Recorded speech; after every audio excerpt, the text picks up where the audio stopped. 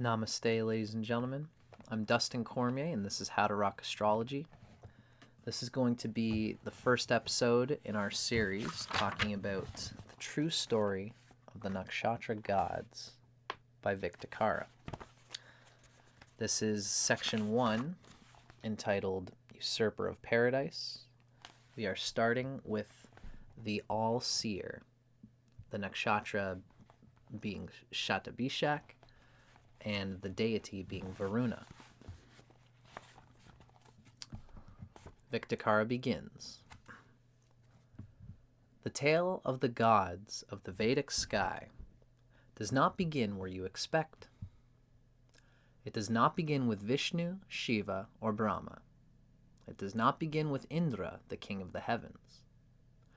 It begins with one whose true tale is hardly known and seldom told. It begins with the All-Seer, the mighty and just ruler and judge of gods and men alike. It begins with Varuna. Varuna was not always just a god of the seas. He was heaven's first king. The name Varuna literally denotes the descriptor na being at the end of the word, literally denotes the descriptor of space itself, Vara being space.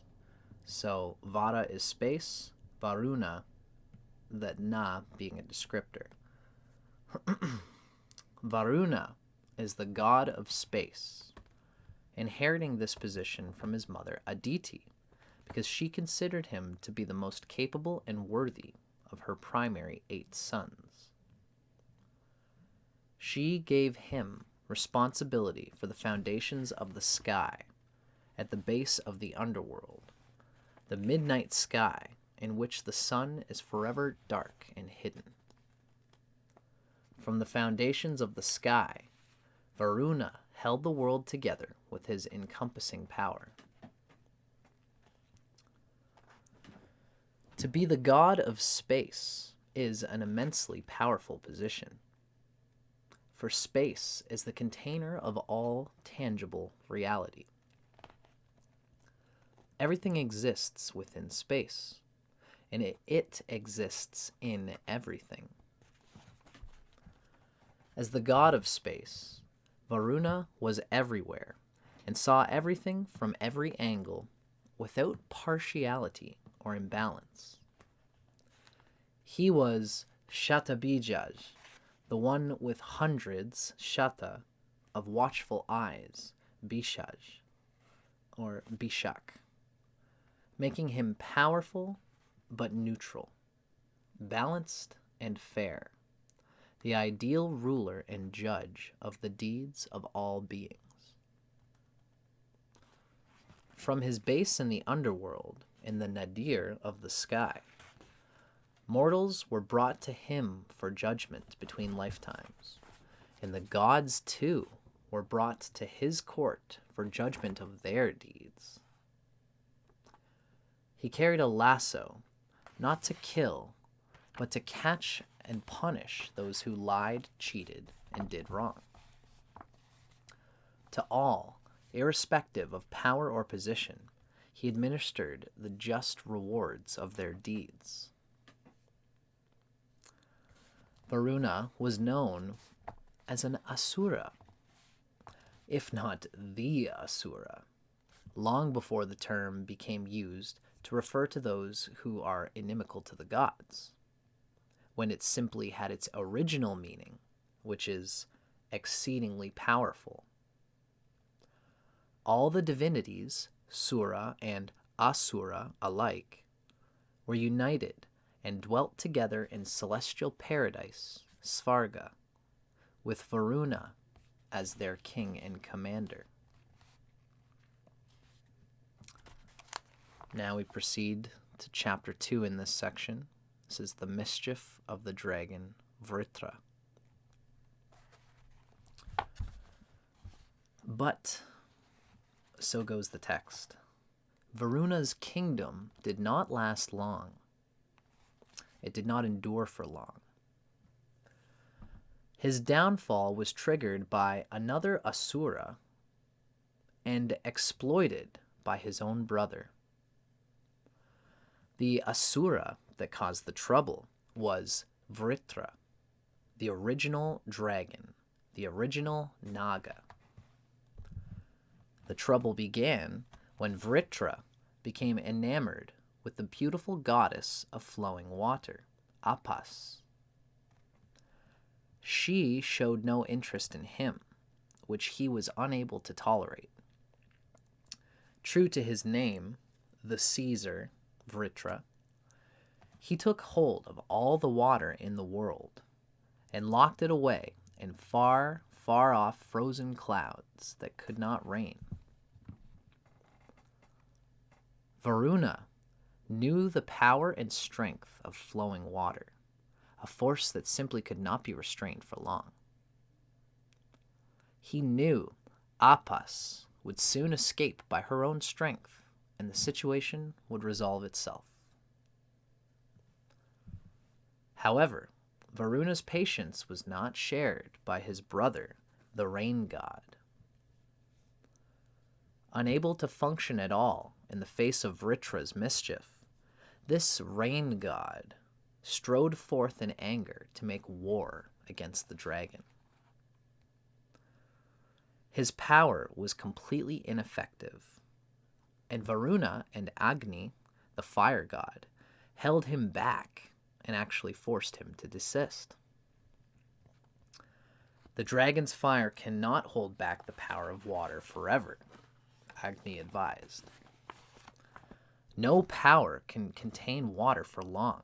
Be patient, Varuna added. This is a battle you cannot win. They're saying this to the rain god.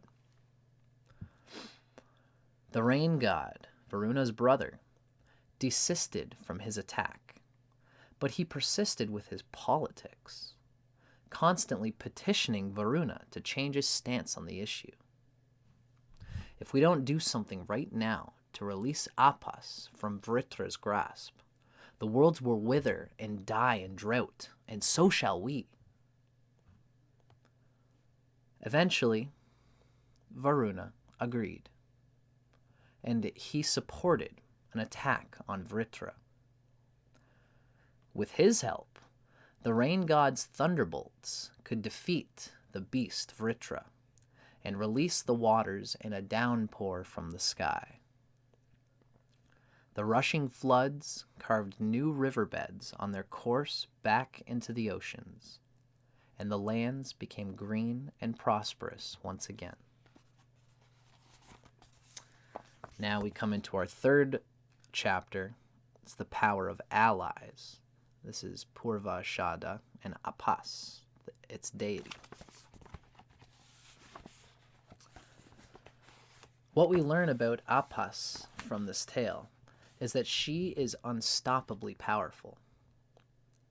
With great respect for her power, Varuna and Agni both knew that she would eventually be able to liberate herself from her captivity.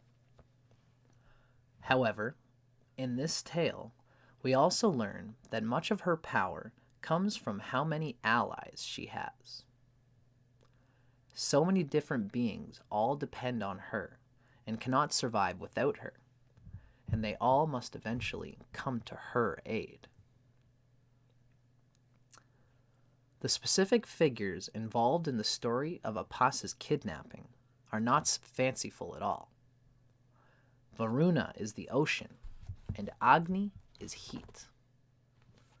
Heat evaporates water from the ocean and transforms it into clouds. Since the ocean and heat aid in taking water up to the sky, it's understandable that Varuna and Agni were initially sympathetic to Vritra, who sought to keep all the waters locked up in the highest frozen clouds. It is also natural that the rain god would be the most disturbed by abduction of water, and therefore would be the first to liberate Apas from the clouds, and would do so with a thunderbolt, a severe thunderstorm that can transform even frozen clouds into monsoon rains. finally, the last part of today's episode, the last chapter, we're going to talk about the sharpest blade, Krittika, and Agni. From this primordial tale, we also learned something essential about Agni. The fire god Agni's ability to evaporate water from the ocean demonstrates fire fundamental to nature, to separate energy from its predecessor. Oh, I see. I'm sorry. Okay, So this is supposed to say, the fire god Agni's ability to evaporate water from the ocean demonstrates fire's fundamental nature, which is to separate energy from its predecessor. That's fire's fundamental nature. Fire has 4 primary forms, all of which exhibit this separative property in their own way. In its conventional form, fire separates the energy from materials like wood, leaving only ash. In its biological form, which is digestive enzymes, fire separates the energy from food, leaving only waste for excrement. In its highest form, intellectual brightness, the light of consciousness, fire digests the meaning of words and symbols, isolating and freeing the content from its sonic or symbolic structures. It is, however, the celestial form of fire which is most relevant to the tale of Vritra. In this form, as the sunlight, fire first separates water from the ocean, bringing it to the clouds, but thereafter, as lightning, separates that water from the clouds and sends it to the earth to form rivers which take it back to the ocean. This reveals how natural it is that Agni would help Vritra at first, but then later work against him. In fact, if we think about it carefully, we will see that it was not exactly the rain god who liberated Apas from the frozen clouds. It was Agni, in its electrical form, used by the rain god in the form of a thunderbolt. As the thunderbolt is the supreme blade, Agni, in all his forms, is Krittika, the great cutter, the great separator. So, that's our episode for today, folks. Tune in next week. We're going to begin the exciting part, the most exciting part of the Veda. I guess I shouldn't say that. I'm Jesta Moon, and I get all revved up about Jesta and Indra. We're going to learn a lot about Indra in this series, so keep your eyes peeled for next week, folks. I hope you guys enjoyed this, and I'll see you soon.